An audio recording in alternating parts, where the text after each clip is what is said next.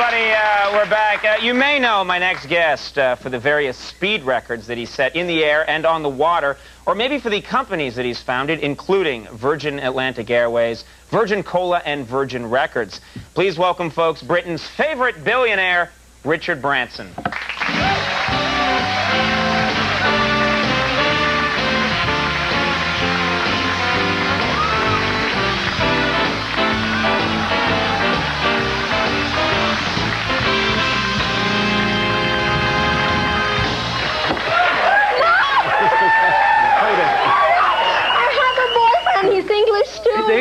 What's his name? Where does he live? Does this work for you?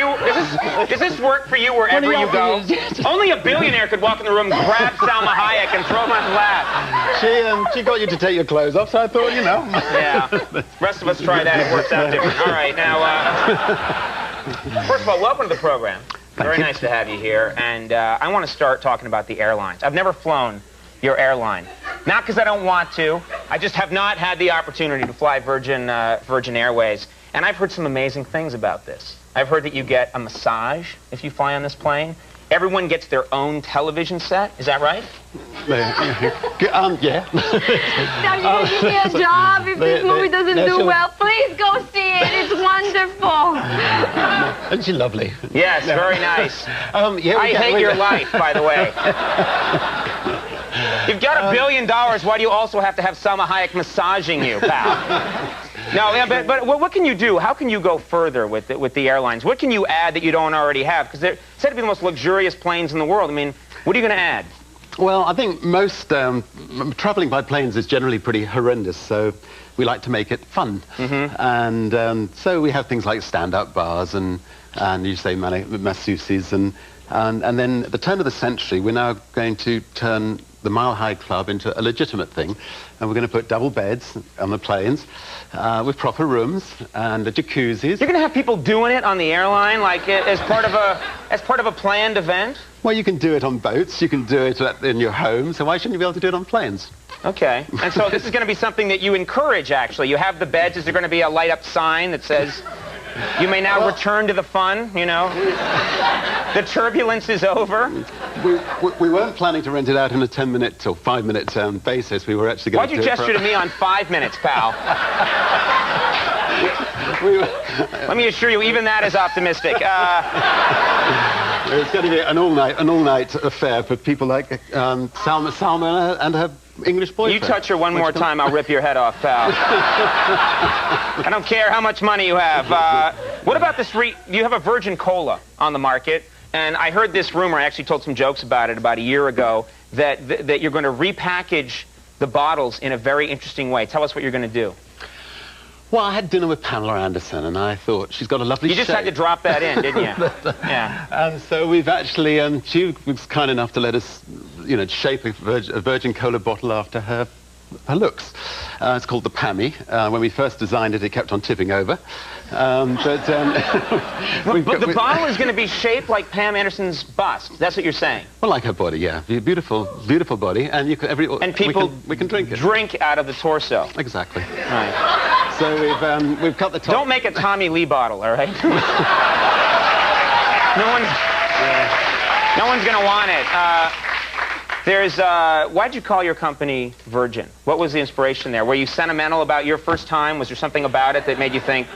Well, I was 15 and I was inexperienced at business. I experienced other things, and my first time. What was your first time like? Oh, my God, I was here to talk about 54. Well, I was about 16 years old. And you just said 15. The story keeps changing. No, I was 15 when I made the name of the company. I was 16 when I actually did it. Uh-huh. And I made love to this lovely creature, had this wonderful orgasm, and I stopped making love to her, and she carried on. Wait a minute. You asked me a question. What kind of guy just throws in, I just finished making love, she had a terrific orgasm? Well, I then... Don't throw that in.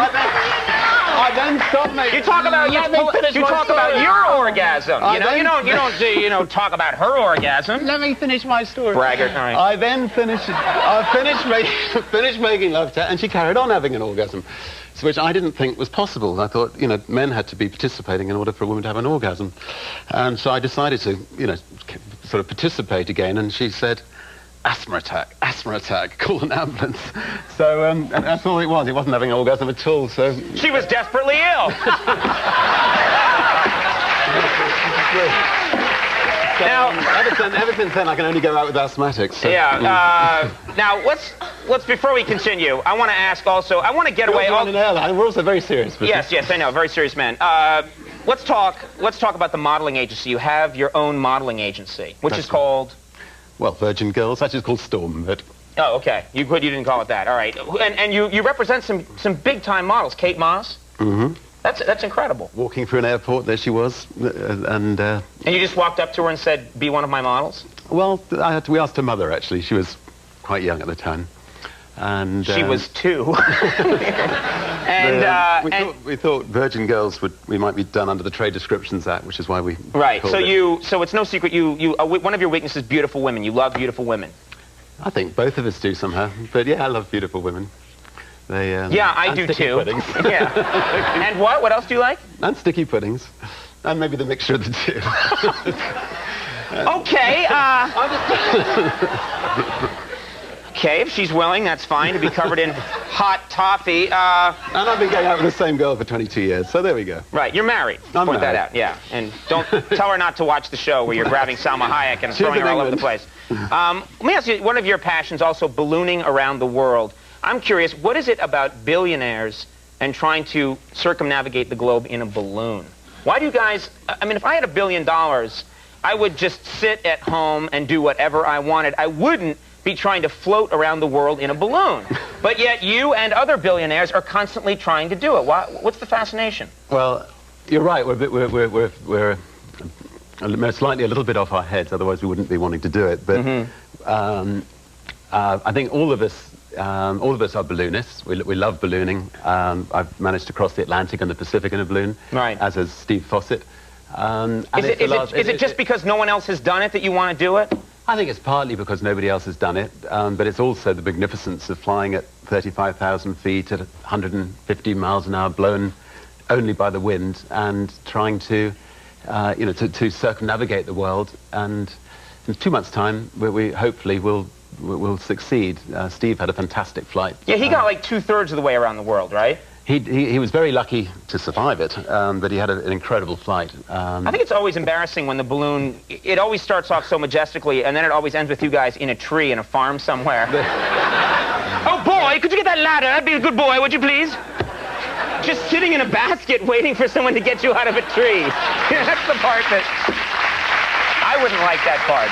Well, I think that's where the word basket case came from. Yeah, probably. One last question. Lindbergh ended up in a bog, so there we go. Oh, he did. No, it's a great, I mean, it's spirit of adventure. At least you're having fun. Would you go? Would I go in a balloon? I'm scared of heights. Would you go? Sorry. Yes, I'd like to try. All right, I've got some ballast, I think. We're off. It's always nice when you refer to a beautiful woman as ballast. Maybe he's done too many times on the plane, and that's why he wants to try. I think I'm actually safe in talking to her as ballast. I think she's about the least ballast one could. I think so. Like Mexican, I don't know what that means, so I can't, say, hey. It means when the balloon goes down, you go out. Just don't try to... Very nice, yes. I'm going. You know what she really likes when you go, arriba, arriba, arriba! Little tip, try that out on her. And she said, slap your face. All right, I got to mention this. The new Virgin Megastore on Union Square in New York City opens tomorrow at noon. I better get some free stuff. With Marilyn Manson joining in the ribbon-cutting ceremony. Very cool. It was either Marilyn Manson or the mayor, but we decided... One or the other? One was cool. Rudolph Giuliani, Marilyn Manson. 6 of one to half a dozen of another. All right, Richard, thank you very much for stopping by. Good to have you here. Richard Branson, everybody. The Dixie Chicks are coming up. We'll take a break. We'll be right back.